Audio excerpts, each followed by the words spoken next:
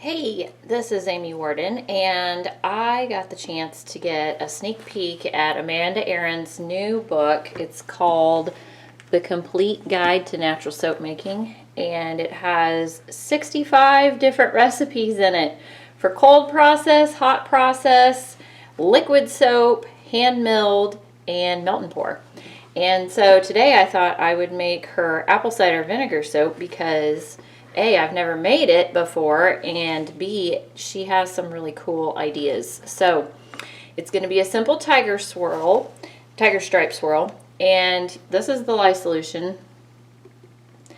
And yes, it was pretty stinky, a little bit like beer if you were going to use beer, but less reactive to the lye, I would say. So I didn't have any trouble with volcanoes or anything that way when I put the lye in. And there's this amazing essential oil blend, and I've got a few little floaty things in there because I'm at the bottom of my grapefruit bottle. And so anyway, it is lavender, patchouli, grapefruit, and amyris, which I never would have put those together. So I'm super excited about that and can't wait to see how this is going to turn out. So we're going to divide this up into 3 different colors for the tiger stripe. And ooh, that's cool. I don't know if you can see that. It's almost like it doesn't want to incorporate. So my temperatures are basically room temperature for the oils and about 85 for the lye. So it was about 10 degrees warmer.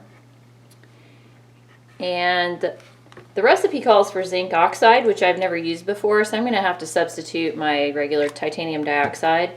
And then some turmeric, and also it calls for madder root, which makes kind of a red color, and I don't have that either, so I'm going to substitute my red reef clay, which if you don't put too much of that in there, it turns kind of purple, so I'm hoping it'll work out.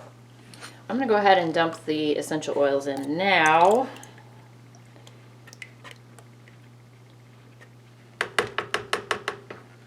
I think Amanda's recommendation is to put them in the oils before you add the lye, but we're pretty close.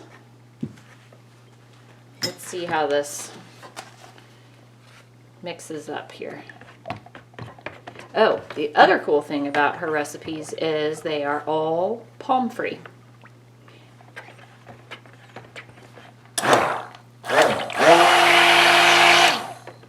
So I think my essential oils are probably going to turn this a little bit dark.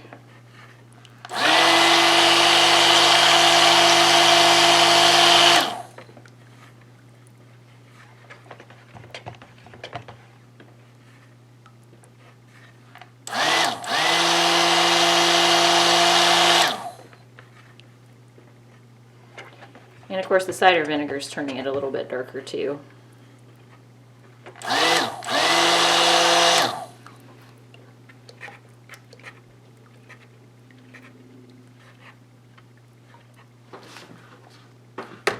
I'm going to go ahead and divide this out. So we're just going to eyeball it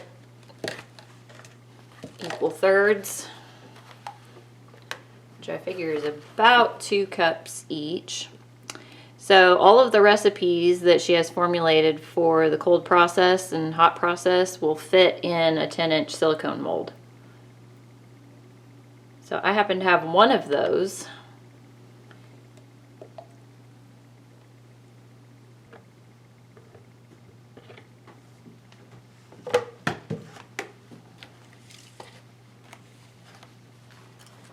So let's see how this looks.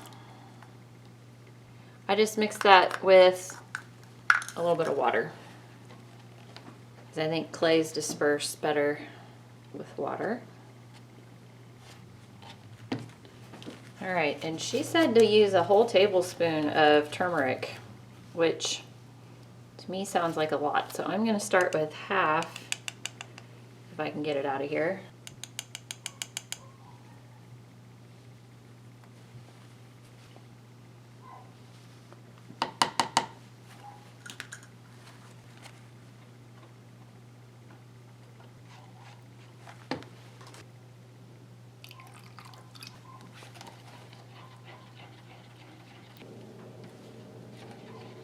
I need a whisk to get that integrated. Turmeric's kind of chunky. But what a gorgeous color.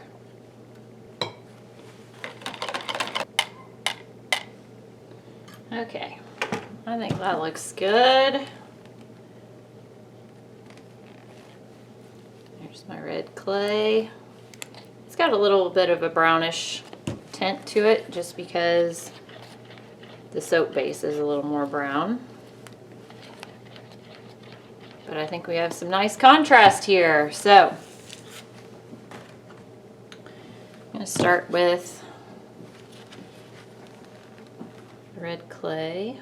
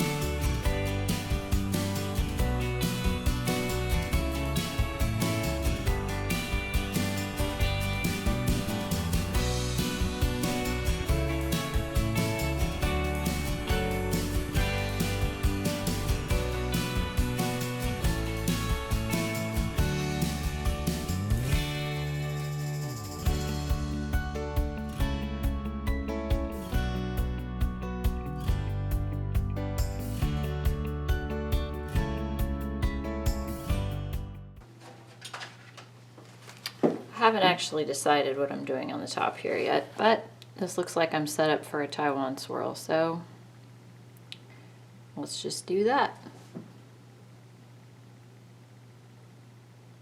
It's been about 24 hours and I pulled the soap out of the mold fairly easily. It's actually pretty hard. It's not sticky at all. I kind of thought it would be. But I also asked Amanda about the amount of colorant that she suggested for the recipe, and she said it's because the turmeric tends to fade, and I totally forgot about that. It's been so long since I've used turmeric that I don't remember exactly how it works in soap.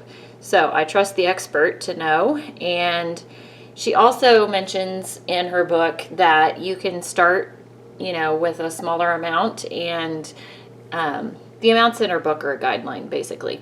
So if you want it to be less, you can make it less. So anyway, let's see what's on the inside of this soap, shall we?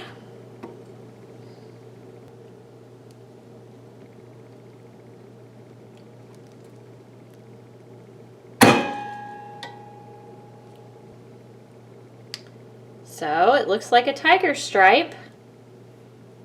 I love the natural colors in this bar, and I'm excited to let it cure a little bit and then test it to see how it feels, because honestly it's a really nice feeling soap bar. Like, it's really, what's the word? It's set up really nice. I'm impressed because it actually has quite a bit of olive oil and not a ton of saturated fats. It has coconut oil and cocoa butter in it. But obviously my tiger stripe got a little wonky because my soap set up faster than I kind of wanted it to, but tiger stripes are forgiving. You can make it a little bit thicker and it'll still come out really cool looking. So, I know you want to know how to get your hands on this book, and it's actually available for pre-order right now. So I'm going to put the link in the comments or the description under the video here. So if you want to pre-order the book, you definitely can. I believe they ship March 26th. And good news is Amanda is going to let me give one away. So as the time draws nearer, I'll be figuring out a way for somebody to win a copy. So until then, I'm just going to keep making some of these recipes because there's quite a few in there that I've never tried. So I think the next one is going to be the egg soap. I've never made a soap with egg in it, and I've heard great things about it. So that's the next thing to look forward to.